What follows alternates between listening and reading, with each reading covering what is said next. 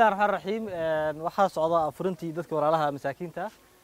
jamciyad tadaamun ijtimaaci iyadoo ka duuleysa mabda ah in laga farxiyo dadka masaakiinta walaalaha oo la afuriyo oo aan awoodin afurka iyadoo ka duuleysa xadiiskii nabiga kaleey salaatu wasalaam man afdara saa'iman kana lahu mithla ajrihi ma lam yunqas min ajri saa'imi shay waxa weeye wax la kaashatay dadka walaalaha muslimiinta iyo jamciyadaha kale